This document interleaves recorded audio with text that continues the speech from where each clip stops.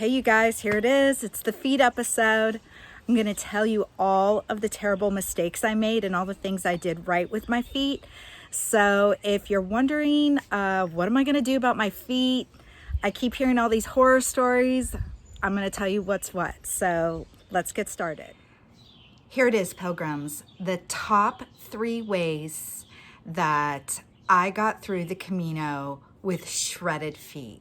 So let's start with number 1. Number 1 is you need to know what you're getting yourself into. I thought that this was going to be a walk. This isn't a walk, it's a hike. And you're walking basically the entire length of Spain. So when you consider how far that is, I mean, if you do the traditional Camino Frances, it's roughly 500 miles, maybe a little more, maybe a little less, but count on walking 500 miles. For me, it took 32 days. I had 1 day off in the city of Lyon, but every single day I walked. So what I want you to know is that you are going to walk over every single surface that you can think of. You're going to be going uphill, downhill. You're going to be walking over big boulders, little rocks, gravel, farms, roads, villages, ancient streets. Always uphill when you're going into the villages. Dirt, mud, water. If you can think of it, you're gonna walk over it. So you need to be prepared for everything. Number 2, you have to be prepared for blisters. Now, everybody's going to give you every piece of advice about how to control your blisters. And I know that you've already done research on this. You want to layer your socks, use Compeed, tape your feet. You want to maybe use those in between the toe socks. You are going to get every piece of advice about how to actually take care of your feet. I tried all of them. Everything. Nothing worked for me because you cannot replicate in training what you go through on the Camino. The weight of your pack, the day after day, all the miles that add up. You think you made a good choice in shoes. Maybe you didn't make a good choice. You've only got a few options. So I want you to be prepared for shredded feet. Now, I met hundreds of people on the Camino. You will meet hundreds, if not 1,000 people. And they're all going to give you advice about how to take care of your feet. Something may work for you, but out of those hundreds of people, very rarely are you going to come across somebody who's never had any problem with their feet. Even the seasoned hikers had problems. A lot of my friends taped their feet every night, or they had little rituals that they would do in the morning. I did all of those too, and my feet were still shredded. And when I say shredded, I mean I was racked with blisters, always pain. Never ever a day without pain on my feet. And after a little while, I kind of just gave it all up, and I woke up one morning, I put my shoes and socks on, and I just started walking because I just was sick of treating my feet. And after a while, my feet got numb and I couldn't really feel anything, but I had a little help. So these are my tips to help you with your feet. Number 1, don't be afraid to use pain meds. On the Camino, you can go to a pharmacia and you could get ibuprofen 600 without a prescription. We also got this stuff right here. I saved these. I won't use them anymore because I'm sure that they're expired. But it is a pain med, an anti-inflammatory. I think somebody told me they have benzos in them.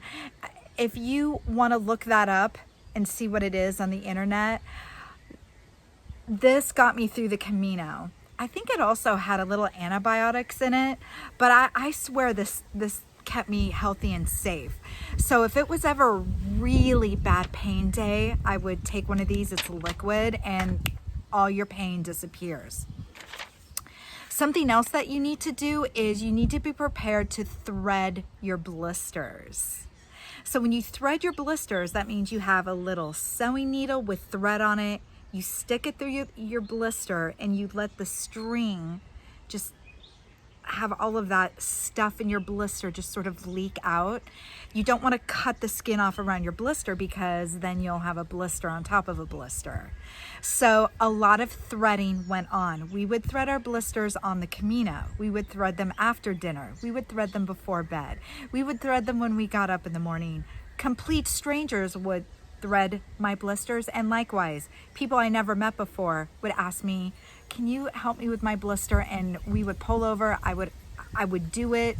It's just like, so be prepared to thread your blisters. If I was doing the Camino again, I would come prepared with sterile needles with thread already through, so just ready to go.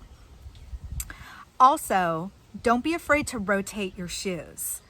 I made terrible mistakes with my shoes. It was the biggest mistake I made. So I had days with a lot of pain that I would walk in my trail sandals. And the expansion of your feet, kind of like sometimes you can't even get your foot in your shoe. Your feet are so swollen. So don't be afraid to rotate your shoes. Even halfway through, you know, we would walk a couple hours, stop, change our shoes. Walk a couple hours, stop, take our shoes off and just let our feet air out.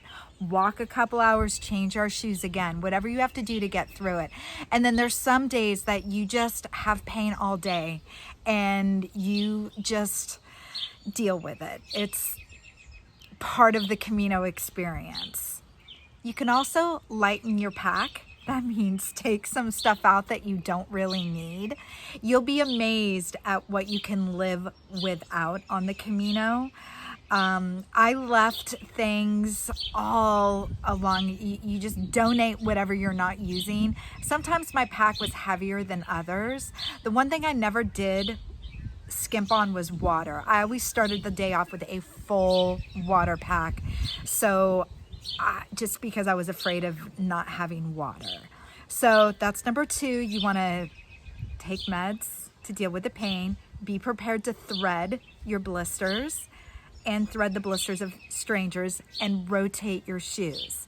Now, when I got to Logroña, I bought a pair of flip-flops at Decathlon. They were like €3 or €4. So when I got back to the albergue at night, I just took off everything and I would just walk around with my flip-flops. Because even though you've walked all day, when you get to your albergue, you still have more walking to do. Sometimes you've got to go in search of provisions. You need food. Maybe you have to go to the pharmacia. So it's not like you just are done. There's more walking that goes on.